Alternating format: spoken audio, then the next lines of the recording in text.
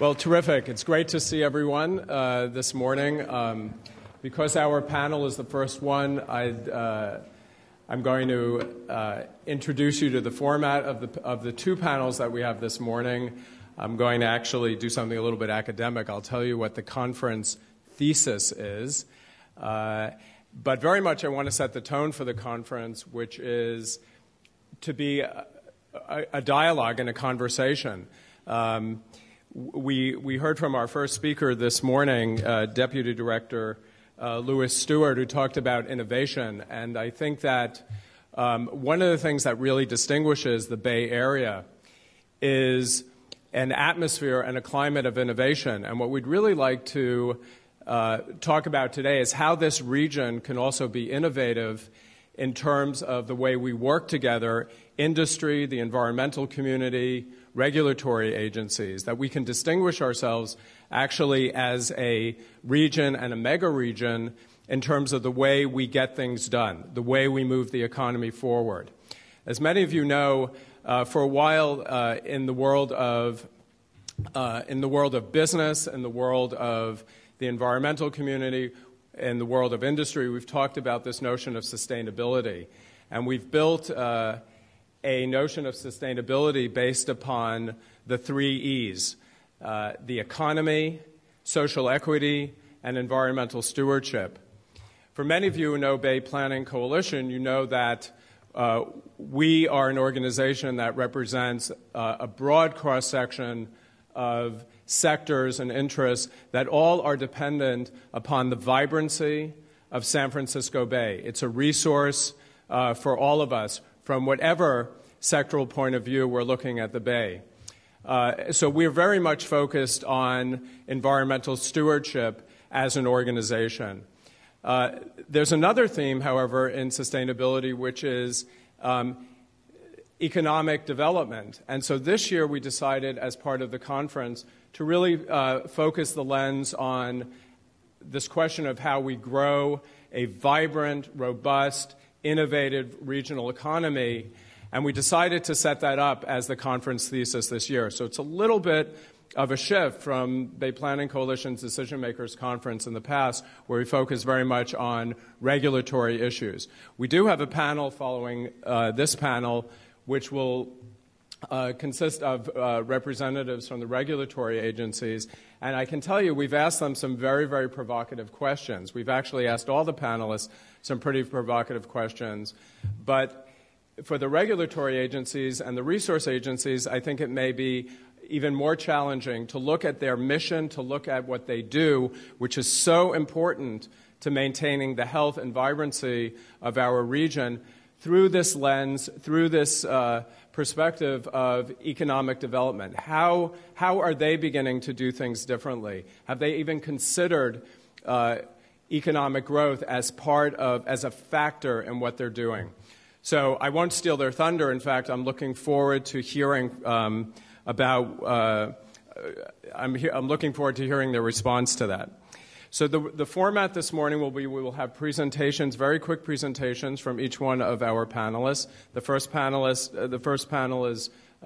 consists of representatives from different parts of our industrial sector.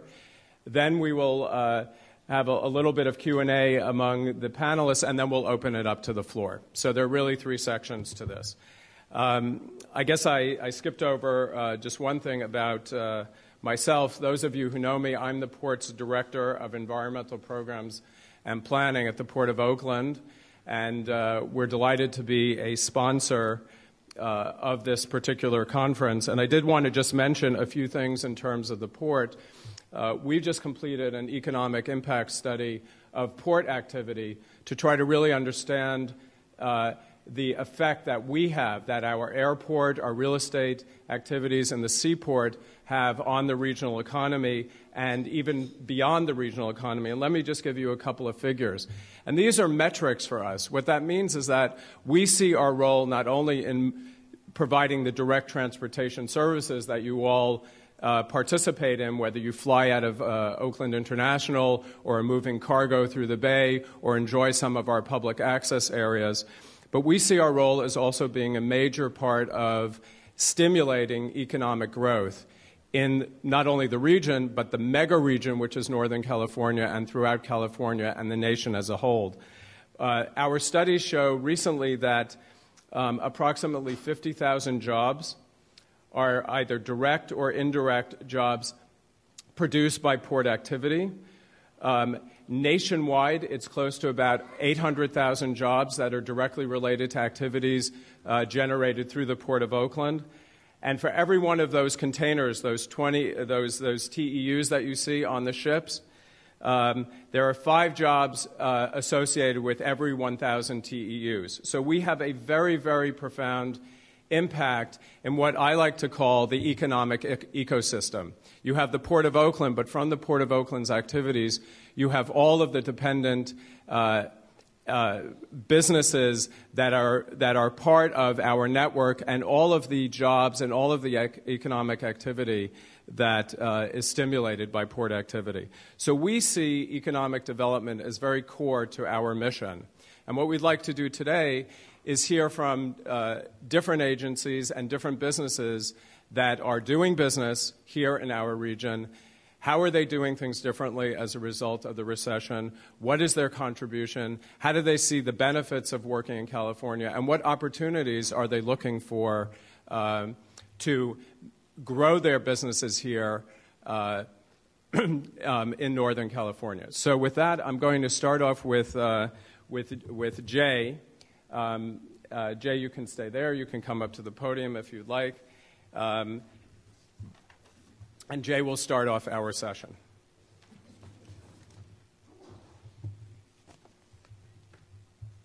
Good morning. My name is Jay Anast, and I am the Managing Director of Allied Defense Recycling, located at Mare Island Dry Docks in Vallejo. I have been invited here to speak about how to manage this recession, how to manage in this recession, doing business in California, and how business and government can create more collaboration. We started operations at ADR in February of this year, so we have no experience other than starting up and doing business in a recession. From our point of view, a recession is not an undesirable time to start a business, and perhaps even a preferred time. If you can make a business plan work now, it will only get better when the economy improves. Starting from the bottom will allow your company to grow to its potential and therefore be in a better position to fully reap the benefits of a growing economy. With the current unemployment rate, there is plenty of talent available for hire, and property is available at substantial discounts. But most important, you are forced to create a tight business plan and maintain your focus.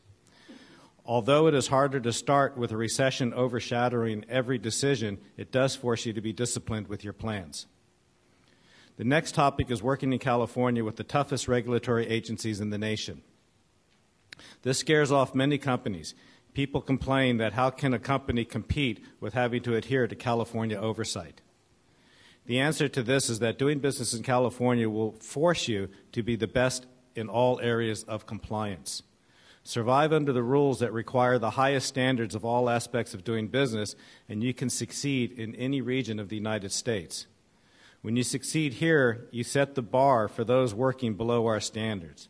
The saying is, as California goes, so goes the country. Be a part of California and be years ahead of your out-of-state competitors.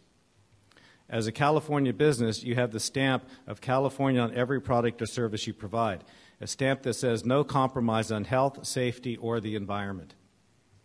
This leads to the next topic: how can California collaborate with government? California should be the good housekeeping seal of the country.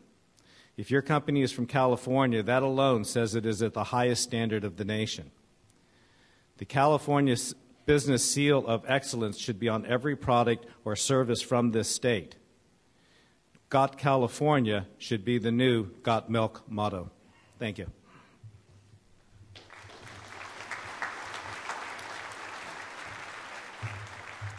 We wanted Jay to start off with that because that hopefully will be a theme that we'll be discussing today, this Got California, the idea that the California regulatory environment, which many complain about as being so difficult to work in, actually causes companies to set a very, very high bar that they can then market they can market literally throughout the world.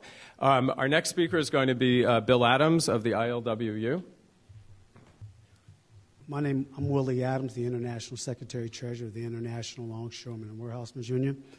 I'd like to say I had some notes, but I'll just go ahead and just speak from what I know. Something that Richard said earlier, in 2008 and 2009, when we had the economic downturn, we represent all the ports from Bellingham to San Diego. And in those ports, the economic engine of our economy goes through our ports, our West Coast ports. Over $400 billion go through our ports. It's the lifeblood of our economy. And one of the things that we have to really think about is that China spends more money in 1 month in infrastructure than we do all year. We're behind the curve. We're playing reactionary kind of politics, and basically America was built on visionaries that had the foresight to move the economy ahead. Now, Richard has said something earlier about the Port of Oakland, and I'd like to say that if you think about all the West Coast ports, we put in close to 8 million jobs across the country. We feed the world because our GDP of just the West Coast ports is equivalent to Canada or South Korea. In saying that, I think that we have to work labor unions, ports, marine terminals, businesses, to get some kind of legislation to get this money into infrastructure, because these shipping companies, they have options. They don't have to come to the West Coast. There's Canada. There's a widening of the Panama Canal. There's also the superhighway going up through Mexico. And once you lose discretionary cargo, it doesn't have to come back. And so we have to be ahead of the curve. Quickly, partners. We have a lot of partners, the IOW, regulatory partners that we deal with, the Department of Transportation, the Department of Commerce, the EPA. Now, we've done a lot of things as far as clean air, and when these ships come into the ports, we want them to be green. We want greener ports, and we think that's imperative. We did a study, and we found out within the proximity of the ports, a lot of women are getting breast cancer, and a lot of kids are getting nosebleeds because of the particles that come in from the ships. We want to grow, but we have to grow responsibly. Second, I think we need a business plan.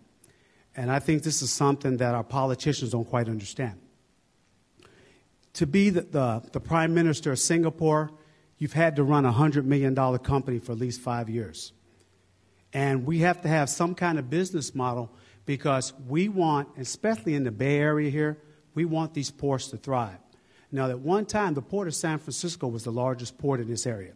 Today, the Port of L.A. Long Beach is the largest port in the United States. We've got the America Cup coming to the Port of San Francisco. Now, the Port of San Francisco is not going to do containers, but the Port of Oakland will do containers, autos, and even rice is up in these ports. And so we have to go after this work. We have a lot to offer.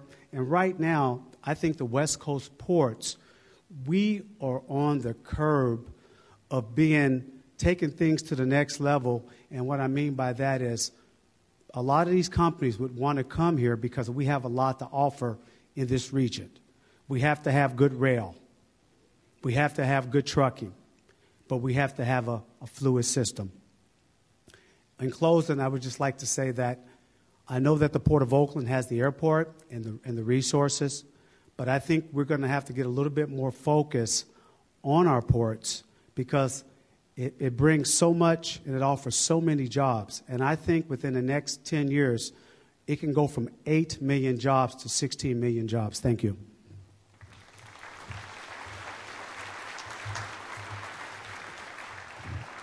Thanks, Bill. I look forward to that kind of growth, and I can commit that the Port of Oakland is ready to take advantage of that in an environmentally sustainable way. Our next speaker is the Executive Director of the Water Emergency Transit Authority, Nina.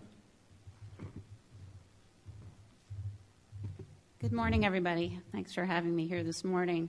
The Water Emergency Transportation Authority was created to build a regional ferry system here in the San Francisco Bay Area.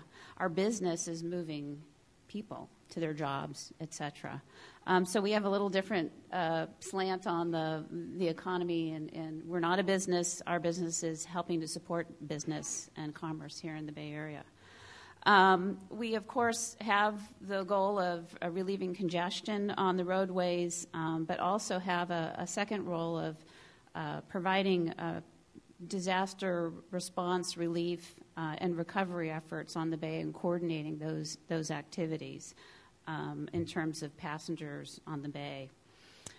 We've been in existence for about 10 years, with the first 7 really focused on developing expansion plans in the San Francisco Bay Area for ferry services. We looked at a variety of sites and dwindled them down to 8 that we've been focused on developing in the last several years, developing environmental studies, putting together funding to implement these services. They're from a wide geographic range, from Antioch, Martinez, Hercules, Richmond, Berkeley, Treasure Island, South San Francisco, and Redwood City, so at a variety of sites in the Bay Area. These are all in various stages of implementation, with the one closest to being reality is at Oyster Point, South San Francisco. It's a slightly different kind of ferry service than exists on the Bay today. All other ferry services serve downtown San Francisco. This is actually developed and designed with the idea of bringing people to the employment center area, largely biotech, in the Oyster Point area. It's been developed over a number of years with a number of partners, including obviously the city of South San Francisco, which has been a major champion of this service, but also the business community down there. Genentech is a large employer. People are interested in finding another way to get their people to jobs there in Oyster Point. I think just as background, other projects that we're working on at this point includes environmental studies for all of those other services. We're very close to completing an environmental document for expanding service to Berkeley. We've also been working in partnership with the city of San Francisco on developing the Treasure Island service that would complement the development out there. Included in our program, and something that's very important to us, is also building the infrastructure required to support services, the regular services, as well as to be ready to serve in an emergency capacity. And that includes expanding berthing capacity in downtown San Francisco, as well as building maintenance and operations facilities in the Central Bay and up in the North Bay to support Vallejo's services. As directed by the state legislature a couple of years ago, we've been working over the last couple of years to actually take over 3 city-run routes, 2 out of the city of Alameda and 1 out of the city of Vallejo. Harbor Bay service from Alameda and Alameda-Oakland service out of Alameda and Oakland. It's been a long road. We actually are due to close escrow and complete the transition of Alameda under us at the end of this week. So it's an exciting time as we become an operator starting Friday. And I think I just wanted to maybe bring this around and relate our experience in South San Francisco in developing that terminal and how important it is for us as a government agency. Public transit doesn't make a profit. So what's key in our developing services, which really do support the economy and support development and industry and business, is for everybody to appreciate that we aren't a money-making business, and that we all need to work together to develop our programs and to be successful, especially in this economy where capital money is short and operating money is short. We've seen a 25% decline in ridership in Alameda and Vallejo over the last several years. So it's very important at this point for folks to recognize that we need to work together to be successful. And in South San Francisco, there's a great partnership between the city, the Peninsula Traffic Congestion Relief Alliance, We're working closely with them to develop feeder services, to do outreach with employers out there, and to coordinate the ferry services with whatever bus services or land services need to be provided there to get people to their jobs.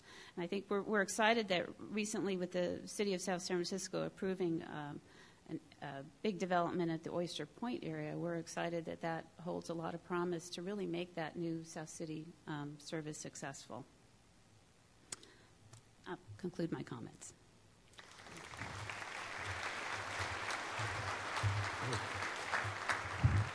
Thank you, Nina, and I'm sure the audience is going to want to know more about those the expansion projects and new service. Now we're going to hear from Guy Bjerke, who is the manager of the Western States Petroleum Association, a sector that many people are unaware of in our Bay Area.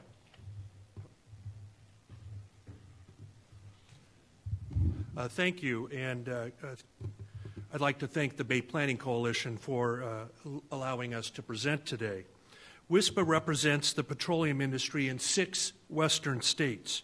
We have 26 members, and for the most part, they are the major producers, refiners, transporters, and marketers of oil, natural gas, and other petroleum products in those states.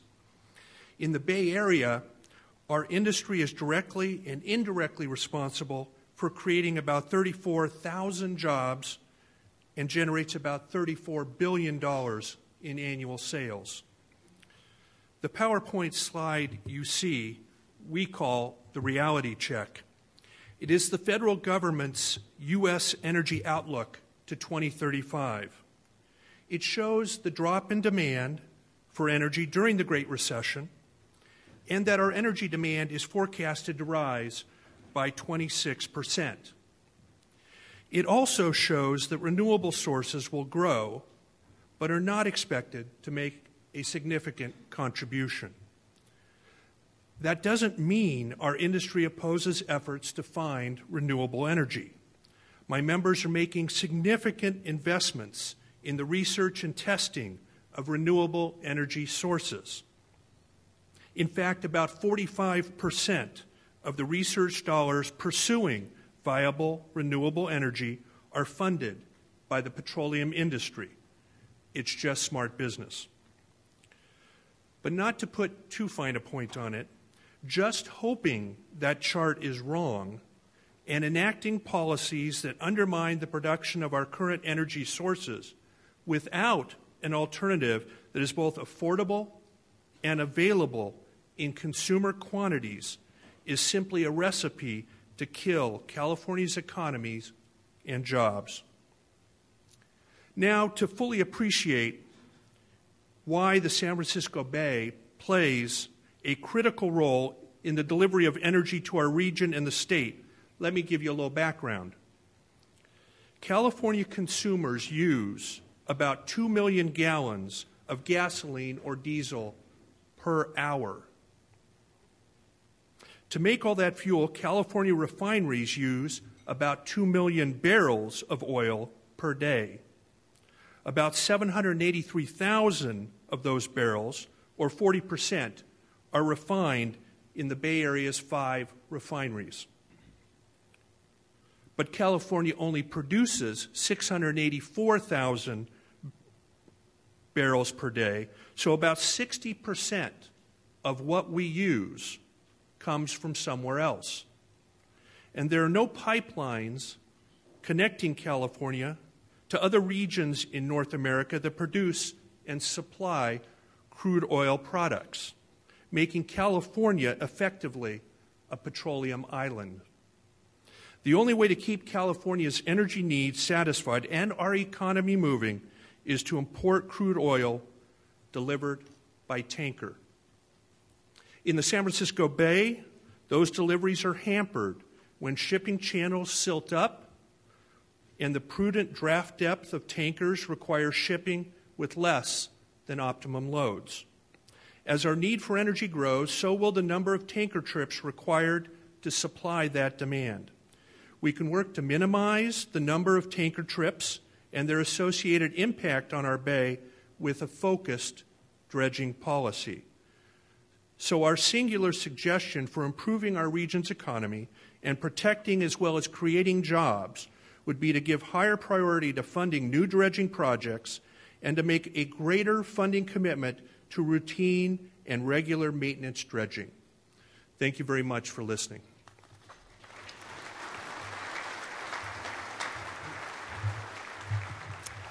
Those are some very, very impressive numbers, particularly the 40% of California's refined fuel is coming from 5 Bay Area refineries. I think very, very few people understand the importance of that sector in the region.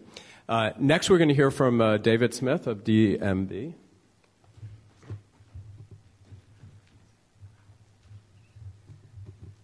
Good morning, and thank you for the opportunity to be with you this morning. For those who don't know, DMB for about 30 years has been in the business of establishing large communities hand-in-hand with broad-scale conservation efforts. We operate throughout the western United States and Hawaii. We've had the pleasure of partnering with Cargill on one particular project in the South Bay, and we've had so much fun with that one that we are actively exploring many other opportunities throughout the Bay Area. But I'm not here to talk about any particular project. I'm asked to talk about the development sector in this very interesting and often challenging economy. It was interesting. We did the prep work for the 2 panels this morning together, the sectors as well as the agencies. And one theme really came out, and it was echoed this morning in the opening comments, that California really is an extraordinary place to do business, to be, and to operate. And that's in large part attributable to the significant amount of regulation and laws that we have to comply with here. And I couldn't agree with that more. There's no place like it. But I do think we do ourselves a disservice if we ignore some of the inevitable consequences of operating that way. And 2 of those that I wanted to focus on are barriers to entry and displacement effects. Speaking particularly as to the housing sector, the barriers to entry to do business in the inner ring of the San Francisco Bay, if you will, is a significant challenge with a significant amount of uncertainty. It takes exponentially longer, and it's exponentially more difficult. And for some, that's viewed as a bit of a competitive advantage, sort of weeding out those who can't invest the capital over the periods of time that it takes to even try. And from a business perspective, that may be a good thing for your company or not. I'm not sure it's a great thing for the economy and for the dynamics of the region. We want robust investment. We want innovative investment. And when certain sectors just find it easier to try somewhere else and aren't even coming here, we're not getting the creative thought and competition that leads to the right outcomes. That's not, make no mistake, that's not an argument against the regulations and robust regulatory engagement. It's a call for collaborative engagement to find a way that those who are willing to jump in and want to make the investment, and make no mistake, reap the substantial rewards of getting across the finish line, are willing to enter that race. The second thing I wanted to touch on is the displacement effect. We in the Bay Area have reaped the benefits of one of the most remarkable economic engines in the country. We are the envy of the whole country. Silicon Valley, San Francisco, elsewhere, biotech, high tech, the list goes on and on. But while we've robustly encouraged and taken the benefits of the economy and the jobs, we haven't kept up with meeting the needs of the employees that need to service that sector. So does that demand just go away? No, it just gets pushed further and further away. And that displacement effect has consequences for the economy, for the quality of life of our people, and for the environment. SB 375 and AB 32 were California's most prominent statement that the way we do business needs to evolve and change. Again, both from an environmental perspective as well as the quality of life and economic sustainability perspective. So how do we overcome those? Speaking from the perspective of one company, DMB, how we do it, it's been part of our business model, and I'm not sure we're necessarily typical of the industry, but we still believe in it. And that talks about long-term patient investment. It's not going to come quickly. It's going to be hard, and you need to engage with the place you're going. Second, collaboration. You need to reach out to one and all. Your supporters, your opponents, the regulatory agencies. I'm going to dovetail into the third part, which is stop thinking at the project level, think about the regional level. You need to stop trying to convince the world that you're the best and you're answering their questions, and they should love your project because. You need to engage with the world and find out what the needs are regionally. And here in the Bay Area, they're significant, as we all know. Sea level rise, greenhouse gas emissions, quality of life from extraordinary long commutes, economic sustainability of this envy of the country, Silicon Valley and everything else. We need to change the way we think about what we're doing. We need to identify the challenges that are already there, and when we bring something to the table that we want the folks to love, we need to speak in terms of it addressing or not the needs the community already faces. And on that level, it should rise or fall. Circling back to my last point on the barriers to entry, I think a lot of folks would love to do business here, would love to come here. I think a robust, rigorous, regulatory, and other labyrinth of getting through it is okay. We've survived this long. We've done well. We have a robust economy. To be perfectly honest, it gets harder and harder to see the light at the end of the tunnel, though. And if you can't, ensure is too strong a word, and we shouldn't have the right to ask that. If you can't see a path, however meandering, however difficult, that ultimately gets you across the finish line, regardless of how many changes and evolutions you need to make, that's where we'll truly get people leaving the area not willing to even try.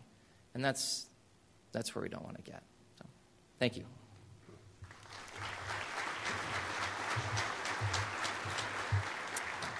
Thank you, David. And finally, we're going to hear from Stan Williams, who will tell us something about the water sector.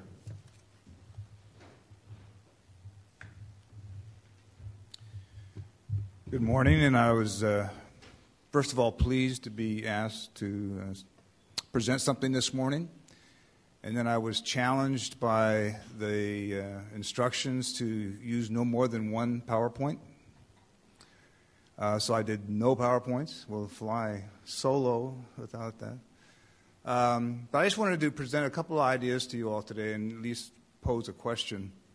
If you had an industrial sector that were proposing a couple of projects in San Francisco Bay that would have construction costs between $400 and $500 million, would have annual operating cost of $40 to $50 million,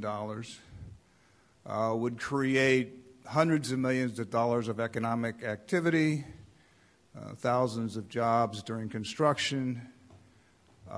Would that be something that the Bay Area is interested in? And what if I also told you that those couple of projects would not only do that, but they would provide additional infrastructure to meet the water resources needs of this region, and that they would help this area and the region become less dependent on water resources outside the area. What I'm talking about is the prospect of actually having water desalination projects in San Francisco Bay.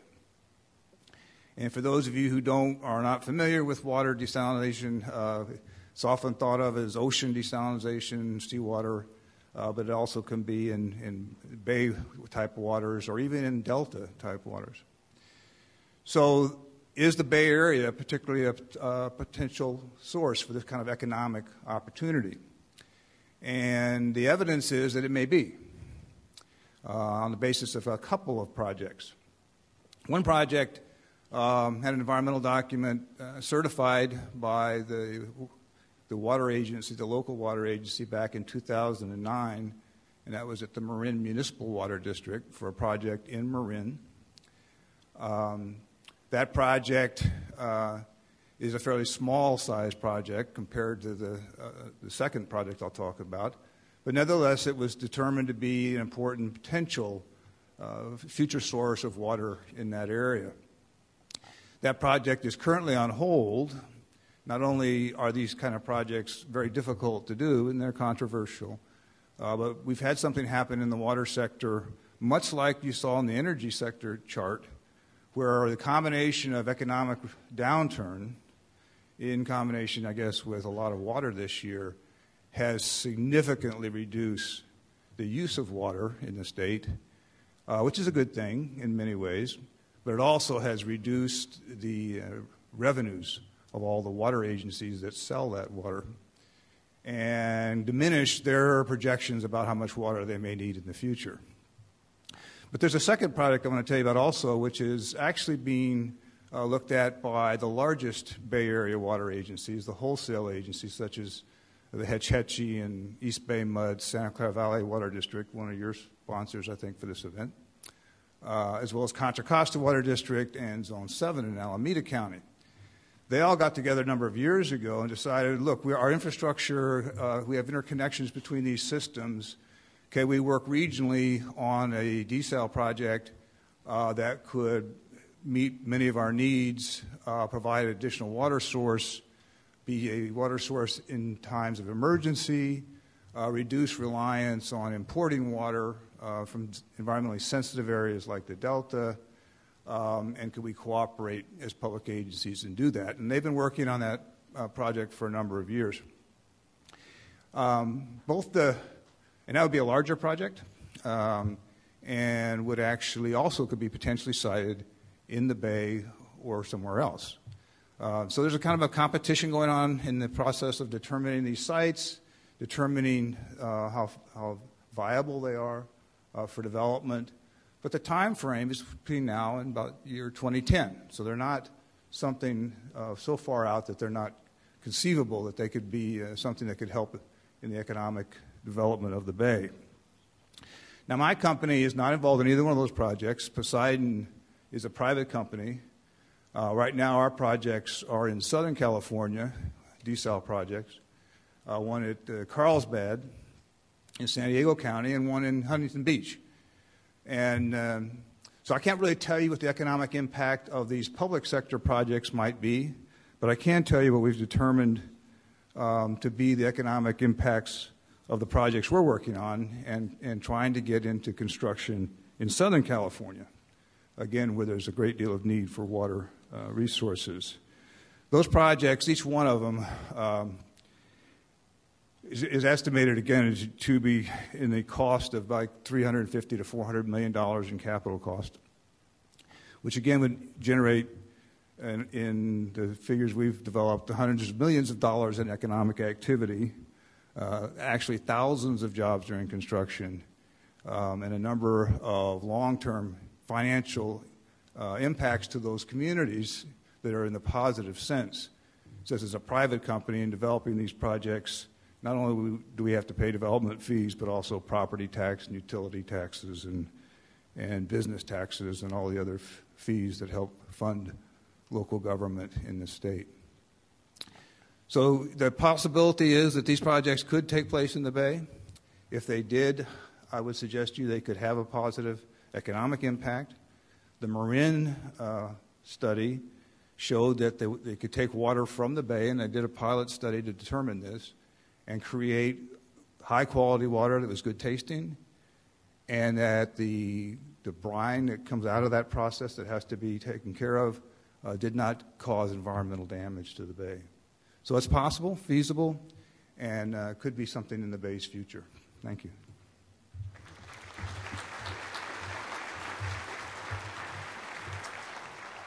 Thank you very much, Stan. So we've heard from a broad cross-section of different sectors, all involved in doing work on and in San Francisco Bay. We are going to have Q&A, so the format is going to be the following. If you have pads on your tables. If you have questions, you can certainly write them down. Ellen, are you going to collect those? Okay. Amanda will be going around, but also we're going to put a mic out in the audience. So if you just prefer to ask your question directly of any of the panelists, please do so. We'll bring one of the mics down. Just to get it started, I do want to ask sort of the kickoff question, which is really the thing that we focused on when we started the conference, which is as a result of the economic downturn, the challenges that you've had in your particular sector, how are you doing things differently? I can tell you at the Port of Oakland, I was talking to some of the participants before we started the conference today, and the Port of Oakland is very much focused right now on rebuilding a lot of the business that we lost. We are seeing some real positive signs there.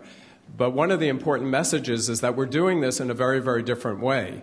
We're not just rebuilding business, we're rebuilding business using very, very different practices. The Port of Oakland, for example, just recently completed its 5-year strategic plan, where our Board of Port Commissioners clearly identified the importance of focusing on core business growth as one of the key goals of the port over the next 5 years. We've also made some very, very important changes in our business practices, in the size of the organization itself, in the way we are working internally in a more collaborative way, so that we can essentially be a much more productive organization and deliver more value to our customers. So I would like to actually ask Bill, because I'm not sure that I completely understand how labor is looking at things differently. Can you, Bill, just let us know, how is labor doing things differently today as a result of the tremendous hit of the recession? And you can use the mic there if it's more comfortable. Well, we're working with our partners. We're partners with the shipping companies, the terminal operators, the Port of Oakland like yourself, also the retailers. But that's why we're pushing for legislation to get this infrastructure. Also, we're embracing new technology. I've been over to the ports of Singapore, Hong Kong, Shanghai to see how they're doing it better and faster and how they're having a more seamless operation. And technology's here, and I think the union is embracing this, and so we all have to be part of that team. And so basically, I think we're a part of that with the PMA and yourself to make sure, as I said before, we know these ships don't have to come to the West Coast. They can go to Canada, they can go to the Gulf, they can go to the East. We got ports like Savannah, Charleston, and other ports that they can go. So what we have to offer is our labor, and so this new technology, we have to embrace it, but also we're pushing for greener, cleaner ports. Thank you. And Nina, has your agency looked at doing things differently? Are you working in a different way, planning in a different way as a result of the recession? Hello? Oh, it works. We actually are looking at, in looking at our future ferry terminals, we're looking at how we might downscope, if you will, or economize in our design. We actually do have a standard float design that we'll use in all of our terminals, so we've already done a little bit of that work already, just anticipating wanting to be efficient in cost and design. Certainly on the operations side, this economy is killing services. As gas prices have skyrocketed, we have the problem of more people wanting to ride transit, but the cost of operating transit going through the roof. Thank you. And I'll ask the last question, and then we're going to turn it over to the audience. But it's something that occurred to me, and I'd be interested in hearing from Jay and David about this. Jay started off, again, with a very, very interesting idea that the regulatory climate in California is actually not such a detriment if we use it to our advantage to establish a very, very high standard. That can become the California Seal of Approval, which really is recognized globally as the very, very highest quality in terms of project delivery or services or even the products themselves. I certainly know through the Port of Oakland, we are very, very involved with the President's Export Initiative. We are now seeing higher exports of California agriculture out of our port than even imports. We're starting to see more exports going out. And one of the reasons is markets in Asia recognize the high quality of California agricultural products and are purchasing those products primarily because they recognize that it's such a very high standard. But I'm wondering, David and Jay, is there a tipping point there where you go from being, essentially the highest standard to sort of too exceptional, too self-selecting? Could you answer that? Do we face sort of a dangerous threshold somewhere in that? Jay? Hello. It's hard to answer that question. For us, our ship recycling business competes directly with Texas, where they cut ships on the beach. The regulatory agencies in California has forced us to a level that is now making the federal government question what's happening elsewhere. If we can succeed in this environment, why are they cutting beaches in the sand? Now you're saying, does it get us to a tipping level? It's not really relevant to my particular situation, so it's hard for me to go on to that. But I think that getting to a standard and making that standard known to the rest of the country does force other people to ask, why can't we do it in our neighborhood if they're doing it in California? And I think that's where we are, at least in our business. Thank you. And David? I think there definitely is a point, and finding that point is difficult. I do think the robust standards we have here in California have contributed to the extraordinary place that it is and the extraordinary opportunity it is. But it does have the consequences I mentioned, and at some point you do get into a place where there's so much overlap and frankly, irreconcilable mandates that in solving one, you run afoul on the other. And it does have a dampening effect, a displacement effect, and ultimately a lack of investment effect. One other thing that's important in our industry is the ability to, we say colloquially, control our own destiny. We need to satisfy the mandates of the regulators, but still have an ability to evolve to the market. And one of the ways that that's shown itself during the downturn in some of our other communities is, for example, in one community in Southern California, when sales stopped, we were able to work collaboratively with the local government and continue major infrastructure improvements, kept jobs going, kept some economic activity on which the county was depending to go. We were able to finance that ourselves with when the community development kicked back in a structure that worked. So in a time where federal funds, state funds, and local funds are so scarce, it's never been as important, I think, for a public-private partnership dynamic to be able to work together and maneuver as the pressures move from one place to the next. Okay. And I think Guy would like to answer that also. Thank you. Our industry has worked very hard to adhere to a very strict regulatory environment, to the point where CARB now proudly proclaims that California gasoline is the cleanest gasoline in the world. And I think many of our refineries and our members have worked very hard, and you will see that over time we have made great strides in cleaner air and cleaner water to the point where most of the issues related to clean air and clean water are no longer stationary source issues. In other words, no longer refineries or power plant issues, but primarily issues of mobile sources, us driving around. Now, one of the issues that we face kind of going forward is under AB 32, the state is imposing or working to impose a low carbon fuel standard, which means that the crude being allowed to move through a refinery or refined by a refinery cannot be as high carbon as other refineries throughout the world may be willing to take. And one of the impacts that has is that it's very likely, if this is taken to its logical extreme, California refineries may not be able to actually refine California-produced oil because the oil coming out of Bakersfield is increasingly high carbon and will not necessarily meet the standard.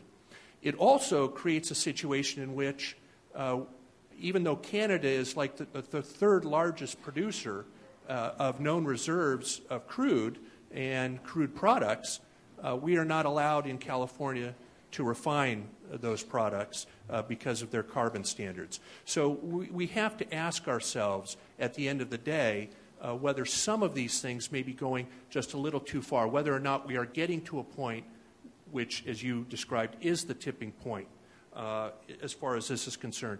And part of this revolves around, and this is, we create these regulatory rubrics which have great success, but then at some point they become an industry unto themselves and therefore have to continue to regulate, even though they may, quite frankly, have achieved at least their stated initial goal. And so we have to figure out a way, in my view, to keep the regulatory agencies working, but at the same time make sure that they're not regulating to their own end rather than to the goals that we want to achieve as a society. Thank you. And Stan? I just want to take a point and work it a little bit, which is that often we talk about regulatory standards, environmental standards as California. But I think it's important also to notice that there are a lot of differences in California on regulations and how they're applied. And just using the example of the regional desal study I was talking about, there are sites on the coast, there are sites in the bay, and there are sites in the delta. All three of those have very different environmental structures and regulatory requirements. And I'll tell you, of the three, I'm not exactly sure why this is. Maybe it's because of this organization, but also the quality, I guess, maybe of some of the regulatory staffs and boards we've got here. BCDC and the regional board in the Bay Area are considered to be much more understandable and reasonable to work with than the other site locations for those studies. So it's not just the regulations or the state requirements, it's the agencies and the environment in which you work and the relationships that have been established between business and groups like this and those regulatory agencies that are important. Thank you. I'm sure Will Travis will remind us all that it's called the Bay Conservation and Development Commission, so that may be one of the reasons for that more amenable approach. Jay, did you have something else to add? If not, we have lots and lots of questions here, and I'm going to start off so I can sort of sort these out a little bit. But Nina, I hate to put you on the spot, but there are actually a lot of questions regarding, I think there's a great deal of interest in the audience about the ferry system. So I'll just give you a couple of them. Easy ones? Okay, to start out. What is WETA's position on the development of privately owned ferry terminals? Interesting question. That wasn't the easy one. That's not easy? Go for it. Well, we don't have a formal position. I think, the more the merrier, quite frankly. Okay, and there's another question. Just perhaps you can explain to the audience sort of your financial model. Where do you get your money from? Do you need to be profitable to make the WETA grow? Give us a sense of sort of how you deal with the financial side of this. Sure. In general, public transit in the United States is not profitable. Here in the Bay Area, ferry services, the fare box typically provides 40 to 50% of the operating expense. So the balance comes from subsidies. So no, we're not profitable, and we don't expect to be profitable. But this is where it's important for the partnership with the local communities and business comes in. Obviously, for us to be able to be as efficient as possible, we need to have access to land to build terminals, preferably at no cost. We provide a service to the community. So a community's way of giving is to provide us access to the shoreline. We are funded on the operations side largely from bridge tolls here in the San Francisco Bay Area, both through Regional Measure 1 and Regional Measure 2. Regional Measure 2 really gave us life. It was an additional $1 on the toll that was implemented, I think, in 2003. We rely on state and federal and regional capital funds. We also have access to, in San Mateo County and Contra Costa County and Alameda County as well. 3 counties included operations money for, actually operations and capital money in their recent sales tax measures to support developing ferry services. So there's a wide variety of funding that comes to us from partners all the way up through the federal government to build and to operate. Thank you. Here's a question for Guy. Can you break down the renewable energy segment in your chart? What % is hydropower, solar? Can you talk a little bit? I think there's an interest in exploring that a little bit more, the growth in that industry. If whoever's asked that question will come up to me during the break, I'll get that information for them. I don't have the data behind the PowerPoint. I just know that renewables are projected to grow over the next 25 years, just not at consumer scalable quantities. Okay. Is there any question? Would anyone in the audience like to just use the mic and speak to the panelists directly? Okay. If not, okay. Another question for you, Guy. Seems to be a lot of interest, more perhaps than we expected in the energy sector. This says, if natural gas really takes off, what will that infrastructure look like?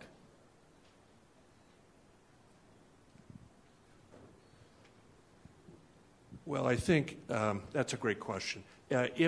Right now, most of our electricity is generated from natural gas.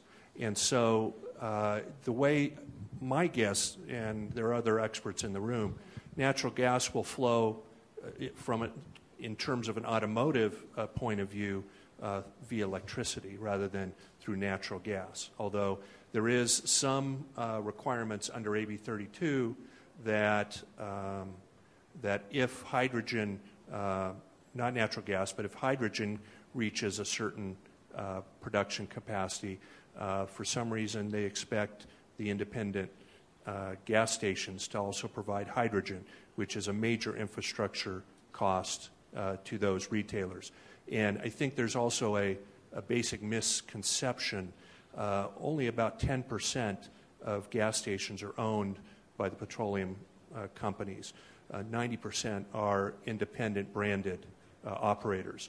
And so when we get to issues of how we are going to deliver different types of energies to those particular facilities, it gets extremely complicated. Thank you. Question from the audience? My name is Wafa Barashid, and I am here on behalf of the Ditch and Dirty Diesel Collaborative. I'm very encouraged about all of what I heard and the collaboration. I think it's vital that all of you collaborate together. One question I have for all of you is, I hear a lot about infrastructure building. The thing is, where the community is involved is we want to get rid of dirty diesel, and we're on our way, and I'm appreciative of that. What is not happening, and you know, when you give us stats as to how many people are working, it's encouraging, but one of the things that is missing is how do we get people out of their cars and have them use public transit. And that infrastructure alone has failed us. I mean, I appreciate the ferries, but that's not enough. We have public transportation that is constantly cutting the routes that go into the community that bring these people to the jobs. So how are you investing in making sure that your employees have an access to public transportation? David, I think It's difficult. It's absolutely difficult, and the bottom line question is personal choice. And we have to make it worth people's while to want to get out of their cars and undertake their daily activities absent their cars. Our position has been, from the DMB perspective, that's at the heart of our undertaking down in the South Bay in Redwood City, is that bringing housing near jobs is the low-hanging fruit and the easiest part of it.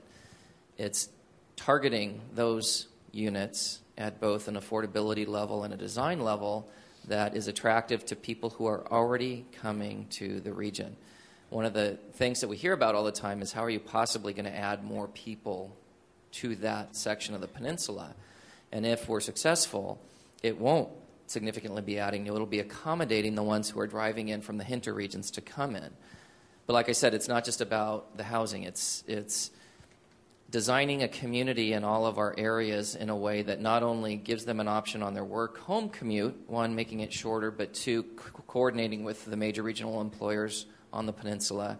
And make no mistake, we have an opportunity in the peninsula like I would suggest nowhere else to do this because of the concentration of major employment bases from the high-tech campuses and things. There's already shuttle buses from Google, Sun, and other places, the collaboration with the employers. But moving into a transit system, we often get asked, well, what's the technology? What does it look like? Is it steel wheel? Is it not? Those questions are interesting, but the more important definer for purposes of getting folks to choose to use it is performance. How long do I have to wait? How predictable are the schedules? How do I know for sure it will get me where I need to go? And how close will it land me so that I can actually walk to where I need to go? That's one major piece of it in the design and up front of it. And the second one is the one that Nina was saying, the operating and maintenance costs need help. They tend to not be self-sufficient just on the ridership costs, so you need a sufficient ridership base, which again is a major establishment of folks committed to using it, and then a funding mechanism to go. And it's a little abreast of our discussion here, but there's ways for the private sector and communities to incorporate the economic engine and help offset some of those operation and maintenance costs where that's the priority. Nina, did you want to add anything to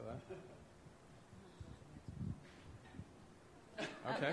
I mean, everything you said is absolutely right. No it's tough. I mean, there's mass transportation and then there's community-based transportation. I almost sense that you were speaking a little bit more to the community-based transportation. And you've got to have the numbers to make your system viable financially, but that doesn't necessarily always work for community-based transportation, where you may not have the concentrations of people all going to the same place. I don't know. Yeah, it's interesting. I mean, I would just like to add one thing. It's actually a source of discussion often at the Port of Oakland. I think another factor is education. Very, very simply is making sure that people know that these facilities are there, how to use them. It's really a part of every work program, I think, is the educational piece. So people are aware of the resources and know how to access them.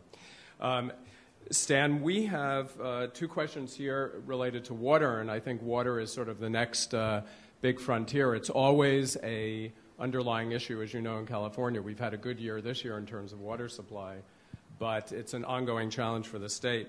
So two questions.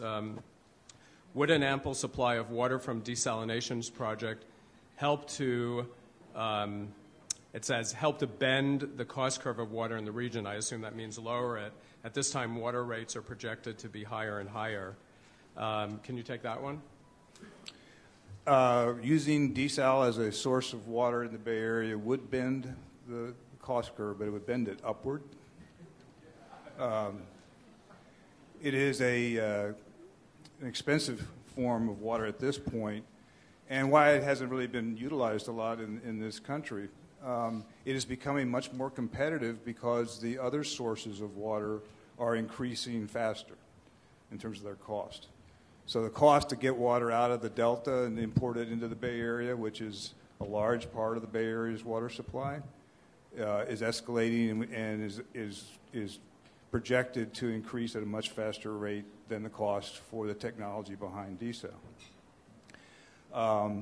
But you are right, and that questionnaire is right, in that all the water agencies now are seeing a tremendous increase in their water rates because of a couple of reasons. One, as I talked about, water sales are way down, and they have certain fixed costs that they have to recover.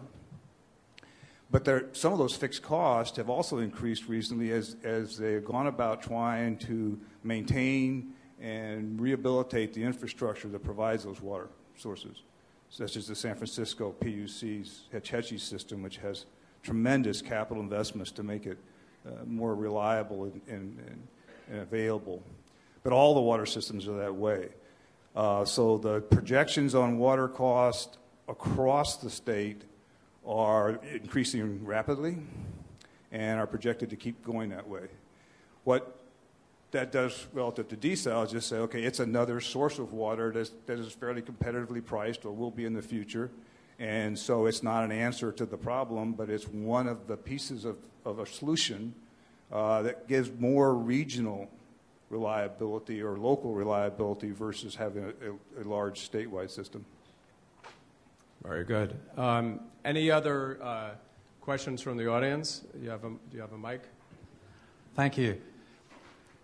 What I'd like to speak to is just one component aspect of greater use of public transportation.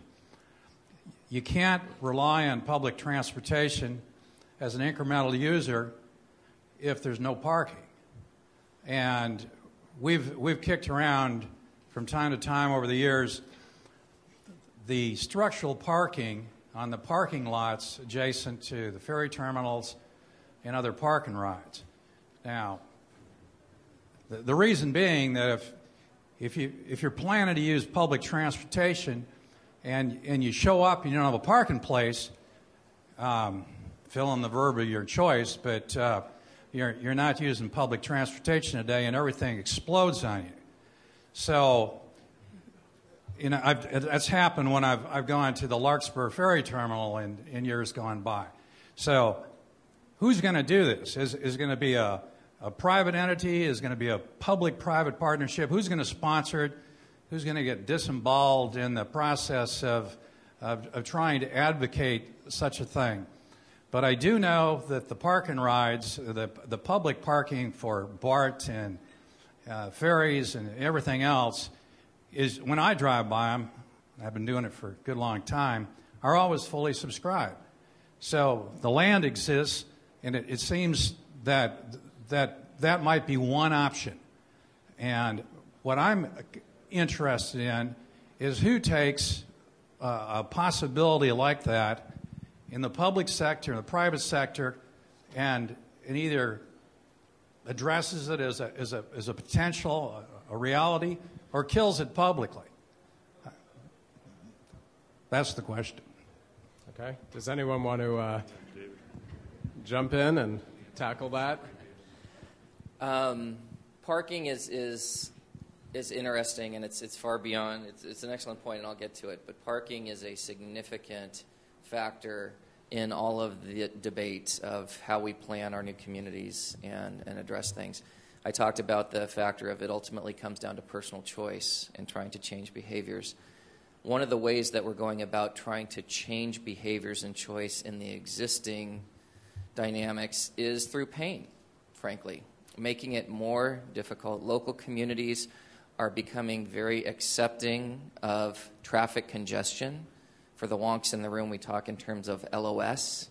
LOS-A means you're breezing through and everything works as it should. LOS-F means you're sitting in gridlock parking.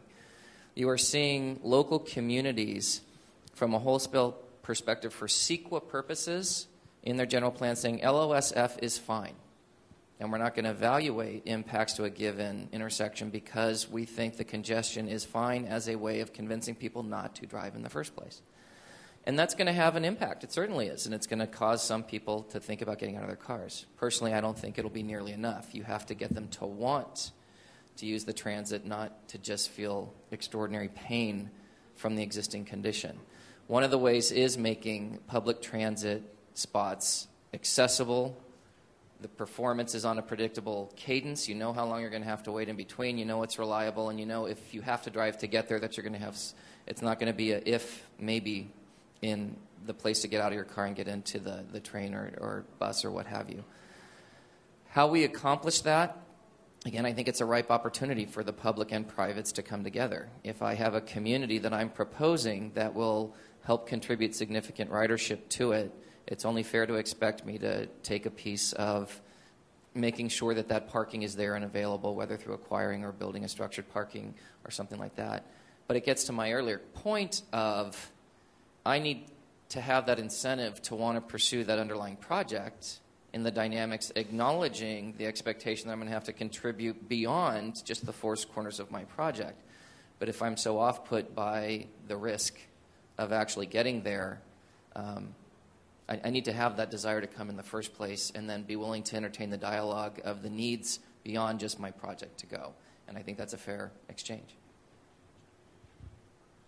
One additional thing to think about, and it answers your question, and the concept of public-private partnership, it plays a large role, but it's the vaunted R word, and I know it's a negative, but you know, for Nina and some of her sites and for other BART stations, the redevelopment agencies are what actually play a large role in funding parking as an infrastructure to revitalize an area or to make transportation more accommodating or more inviting. So when we talk about redevelopment, and I'm speaking somewhat from a city perspective at this point, but redevelopment has some negatives and it has some positives, and playing a positive role in parking is something that redevelopment can do.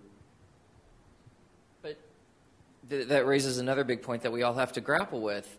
There tends to always be the upfront money, even in lean times, to make an initial capital investment. If the pain is big enough and the intended delivery is big enough, even in very austere times, we will come up with the money to do a one-time shot, even big things. The question is, what happens the next day? Where is the O&M for the ferry, for everything else coming from Caltrain, ensuring the ridership is sufficient at a sufficient level? That is where, especially right now, we're seeing right now, and I think we all get why, the public sector is balking on making that initial investment if they don't know how the bills are going to be paid for the months after that. And that's why, again, sitting down at a table together and finding how the public sector and the private sector can work together to ensure those perpetual funding streams to bring those solutions beyond just the initial nugget to get the facilities going. Fantastic. We're sort of running out of time. I did want to, we have a fantastic panel coming up with the public agencies who are going to be responding to the same set of questions, but I wanted to at least give the panelists one last shot with the following question, if you would, just sort of pass the mic. Again, Bay Planning Coalition, the whole purpose of this conference is to identify concrete solutions, things that we actually can do. So identify one or two ideas. You probably have already thought of them or told us about them for working more collaboratively as a region to help grow your business, grow our economies. This would be business to business, business to agency, or agency to agency. So we'll start with Stan, and we'll go down the line. One or two ideas that you'd like to throw out there. We'll be compiling these. Well, I'm blanking, but I have always something to suggest, so let me try. I think in the water sector, we in this region are not very well connected to the transportation, the energy, to the whole greenhouse gas discussion. The water industry kind of sits independent in many ways in this region. And so one of the suggestions I have, and this organization certainly can help with that, is to make that connection between the planning efforts, particularly that are going on in the Bay Area, relative to some of those, big environmental issues, and and to connect the water issues with those. So that would be my suggestion. Thanks. Excellent. Guy? And I think the Bay Planning Coalition in hiring Director Coleman from East Bay Mud is probably making those connections right now.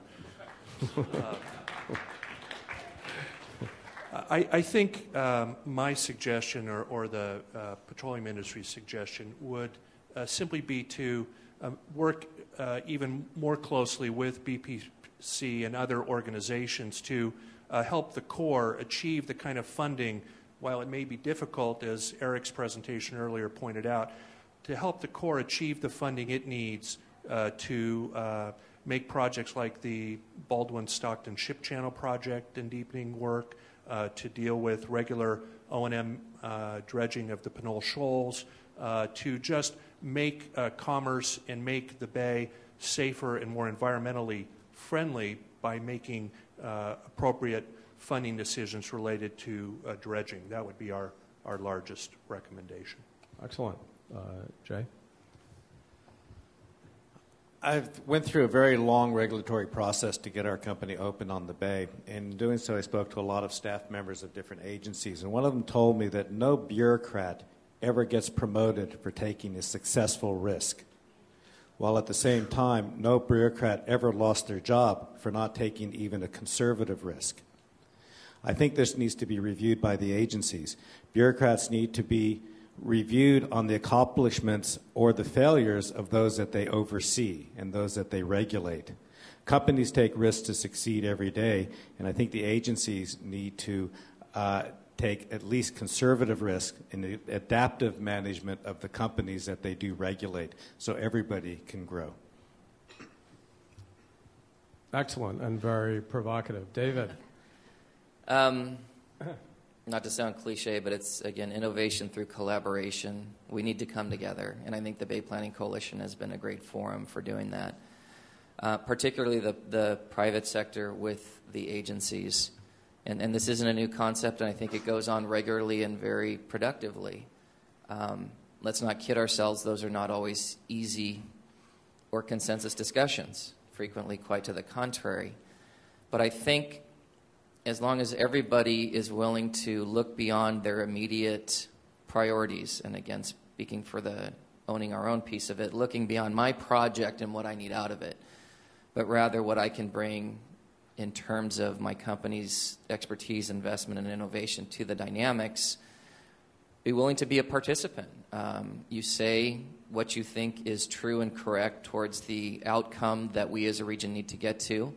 Sometimes that's a kumbaya, sometimes it's difficult. But if we're all in it for the long term to have a more vibrant and productive and sustainable Bay Area and beyond, that applies anywhere you're doing business, that's what we need to get to. And it's greater than any single project, it's greater than any single regulation. And it takes all the sectors, as we're seeing. I think if there's one lesson in this very difficult economic times is it takes all sectors to come together and get us through and come out the back end better and stronger. I want to thank the Bay Area Planning and John Coleman and Ellen, because a lot of business people feel uncomfortable about labor unions. And basically, labor unions are the ones that built this country, working men and women, and have made companies rich. And you have to have a different perspective. And we all are stakeholders in making our ports, transportation, and everything viable. And I think that's important. But the theme of this session was called Jobs, Jobs, Jobs. We have an economy right now that's on life support. It needs to be resuscitated.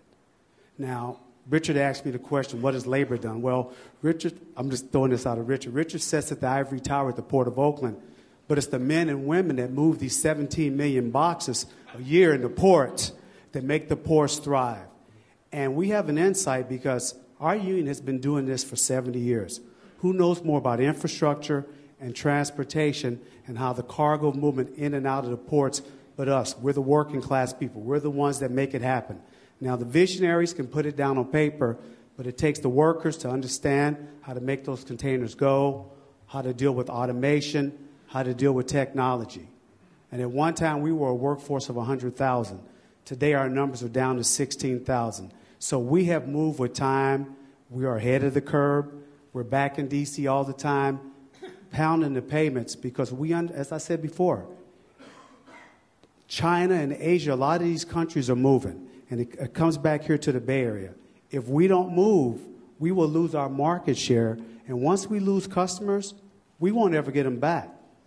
And so I think we have a responsibility. And as I was telling Ellen here that up in Seattle, we were talking about transportation. I was up there meeting with the governor. They have over 12 million people that ride the ferries, but also they have another 10 million automobiles that go on ferries. And those are some of the things that we have to do because John Garamendi will be here today. But we have to press these politicians that they have to have the political will. We got the best brain power in this room, all we can have.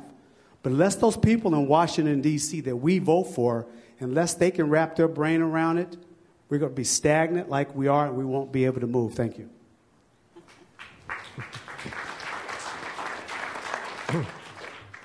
Well, I don't want to sound like a broken record here, but we've been given a big regional charge to build a regional ferry system, and obviously we don't do this alone or in a box. We do it to serve the economy. We do it to serve business. We do it to serve the cities that the terminals are in, and so I guess my challenge is. Look at us as a partner, work with us. We work with a lot of regulatory agencies. We're not a bag of money. We're an agency trying to provide a service. Work with us to do it as efficiently, cost-effectively as possible. Thank you. So I think we heard some major themes. I did hear a new one at the very end, which I think is perhaps more of a private sector concept, but might be something that the next panel would take up, which is this concept of rewarding risk. We all know that startups actually look at failure as a success metric, but that's often not something that's really gone into the public agencies and to other kinds of agencies. This concept that when you innovate, you're necessarily going to have to take some risk. You might fail, but as a result of that, you actually get better. I'd like to thank all the audience members who submitted questions. We didn't get to all of them. I'm going to pass on one or two of these that have to do with long-term regional collaboration to our next panel, because I think they might be germane to that discussion. And I invite all of the audience members to thank all of our panelists for their contributions this morning.